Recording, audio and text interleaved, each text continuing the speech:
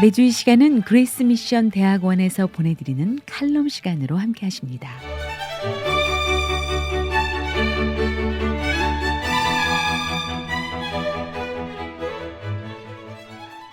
사랑하는 미주 복음방송 애청자 여러분 안녕하십니까? 그레이스 미션 대학교 교수 이창수 목사입니다.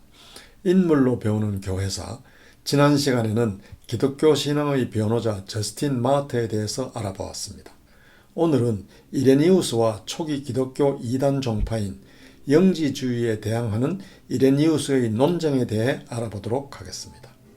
이레니우스는 AD 130년에서 140년 사이 당시 로마령이던 아시아 지방, 즉 지금의 터키 서부 지역에서 태어났습니다.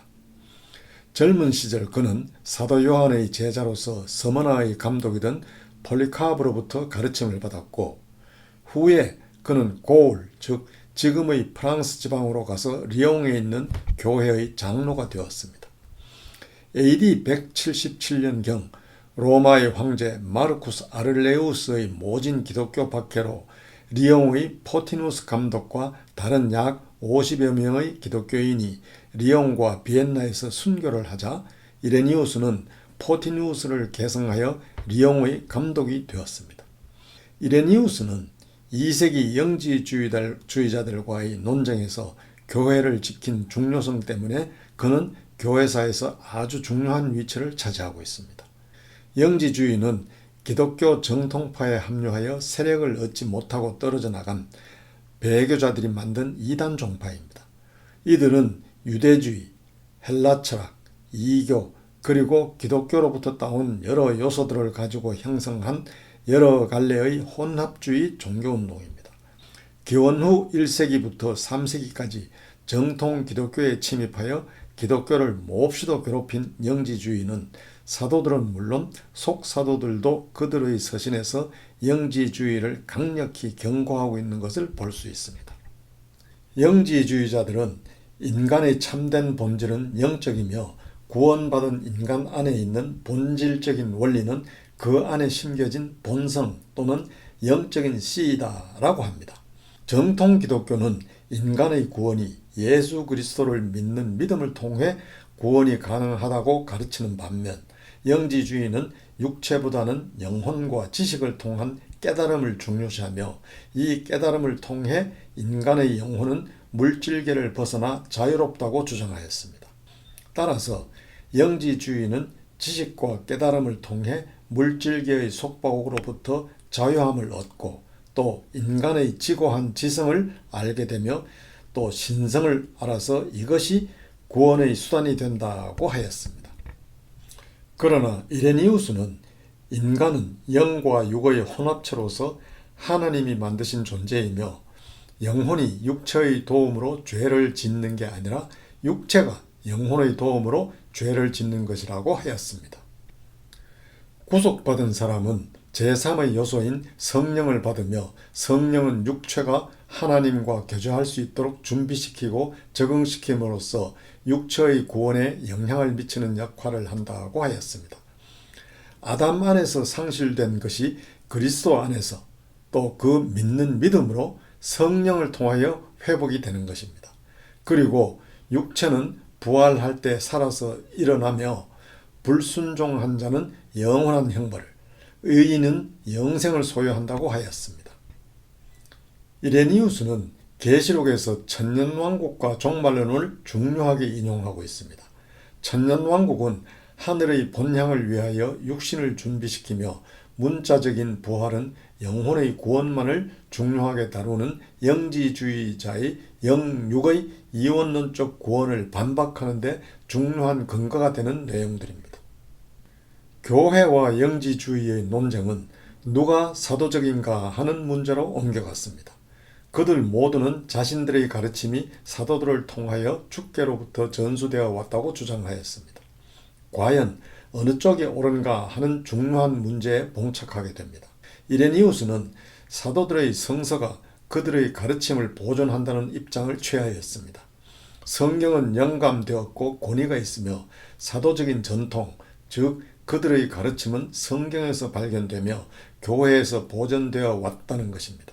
한편 영지주의자들은 개인적으로 사도들의 총애를 받는 제자들에 의하여 비밀 전통이 개인적으로 보존되어 왔다고 주장하였습니다. 그러나 이레니우스는 만일 사도들이 전달하여 줄 어떤 비밀을 가지고 있었다면 사도들은 교회의 지도를 맡겨도 된다고 신뢰하는 똑같은 제자들에게도 그 비밀을 전수하여 주었을 것이라고 주장하였습니다. 사도들의 가르침은 교회의 한 스승으로부터 다른 스승에게 전수되었습니다. 이 가르침의 신뢰성은 일반적인 확신이 되었던 것입니다. 만일 이 가르침에서 이탈된다면 쉽게 발견될 수 있었을 것입니다. 가르침의 정확성은 가르침의 통일성에 의하여 확신이 됩니다. 한 곳에서 가르쳐진 것이 다른 곳에서 가르쳐진 것과 대립이 된다면 이는 쉽게 발견되었을 것입니다. 이런 주장은 사도적 계승이라는 말과 연관이 있습니다. 이레니우스의 사도적 계승 논리는 소위 영지주의자들이 말하는 신앙의 조항이 아니라 교회의 지도력 계승 밖에 있으면서도 그들 자신들 사이에서도 서로 견해를 달리하는 영지주의 교사들에 대항하는 효과적인 논쟁이었음을 주목해야 합니다. 더 나아가서 사도적 계승은 안수 주는 자로부터 안수 받는 자에게로의 계승만이 아니라 한 스승으로부터 다음 스승으로의 전수를 의미합니다. 이레니우스의 용어를 빌리면 사도적 계승은 장로들과 감독들을 포함합니다. 교회는 하나이며 보편적입니다. 그리고 교회는 전 세계를 통하여 하나의 보편적인 신앙을 고백합니다. 사도적 기초 위에 설립된 교회에서 보존되어 온 전통은 이 한 신앙을 증거하고 있습니다. 공통적인 신앙은 세례시에 고백하며 이때 신자의 죄가 용서를 받고 성령을 받게 됩니다. 이렇게 이레니우스는 일생 동안 영지주의를 심도 있게 연구하고 이에 대한 정확한 대응책을 책으로 저술하여 초기 기독교의 위협에 대처하였습니다. 이레니우스는 이 영지주의를 포괄적, 합리적으로 논박하여 나감으로써 결과적으로 2세기 기독교 교리를 총체적으로 종합, 정리하는 업적을 남겼습니다. 그는 기독교의 근본적인 교리인 신론, 인간론, 그리고 구속 교리를 정확하게 정립하고 해설하였습니다. 이레니우스는 신약을 구약과 같은 권위로 보면서 성경을 총체적으로 사용한 최초의 그리스도인이자 성경 신학자였습니다. 그는 성경의 내용을 정확하게 알고 그 내용들을 교리로 정립하였습니다. 이레니우스는 로마 교회와 밀접한 관계를 유지하면서 그가 자라고 배운 지역, 소아시아 지역의 전통과 로마의 전통을 연합시키면서 리옹과 프랑스 지역의 양들을 이단으로부터 보호하며 복음을 전파하여 나갔습니다. 이레니우스의 남아있는 중요한 문헌인 이단에 대하여는 영지주의에 대항하여 싸우는 데 바쳐진 작품입니다. 그는 그 책의 내용이 가칭지식, 즉 영지의 폭로와 타도라고 하였습니다. 헬라어로 저술된 이 책은 그러나 초기의 라틴어 번역본만이 남아있습니다. 5권으로 된 이 책은 1권에서 영지주의 해설, 2권에서 이성에 의하여 논함, 3, 5권에서는 선지서, 주님의 말씀과 사도들에 기초한 성경으로부터의 논박 등으로 되어 있습니다. 그의 단편 작품 사도설교의 증명은 새신자들의 신앙 지도를 담당하는 사람들을 위한 안내서입니다. 이 문헌은 성경의 메시지의 중심 노선을 제공하며 구약 성경의 예언으로부터 구세주 예수 그리스도의 본질을 증명하고 있습니다. 이레니우스는 이단인 영지주의 반박을 통하여 그의 정통신학을 정립하였습니다. 영지주의의 이원론에 반대하여 이레니우스는 하나님, 그리스도, 그리고 구원개혁의 통일성을 강조하였습니다. 즉 창조주와 예수 그리스도의 아버지는 한 분 하나님이시다. 그는 우주를 무에서 창조하셨다. 율법과 복음, 그 두 가지 모두의 하나님이신 그는 구원의 역사를 섭리하시면서 아담, 노아, 모세, 그리고 그리스도와의 점진적인 언약 속에서 자신을 계시하셨다. 하나님의 아들과 인간의 아들이 연합된 한 그리스도가 존재한다.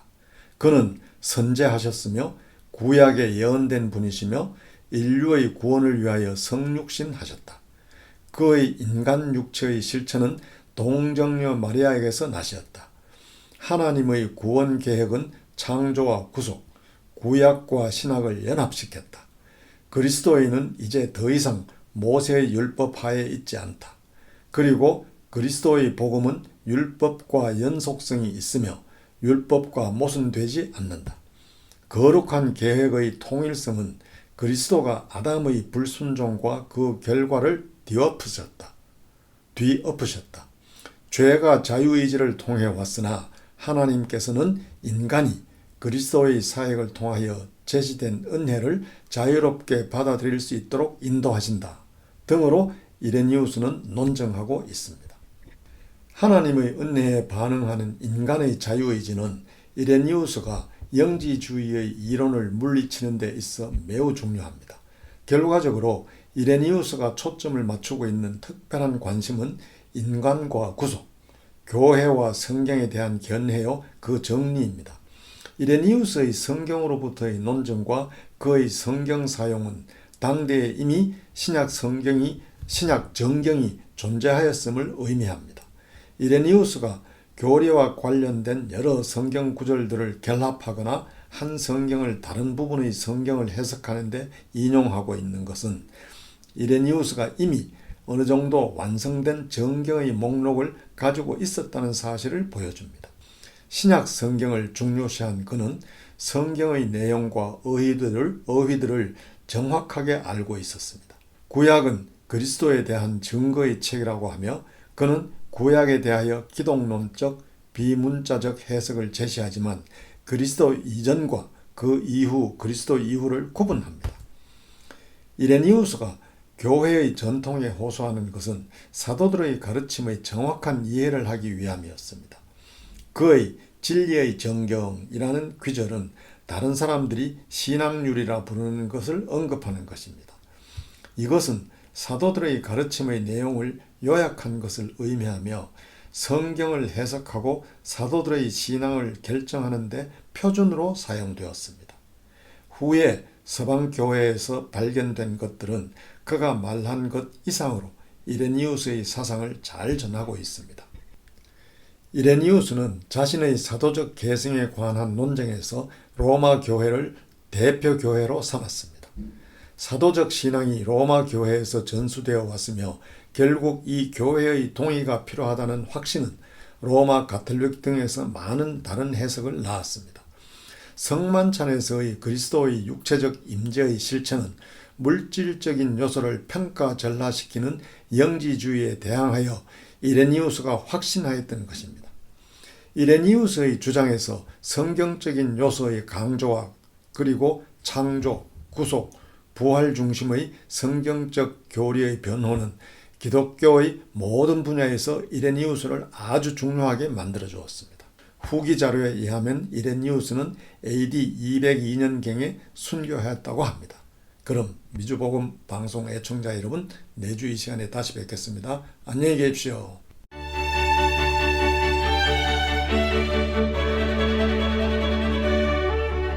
그레이스 미션 대학교는 미 연방교육국이 인정하는 ABHE, TRACS, ATS의 정회원 학교입니다.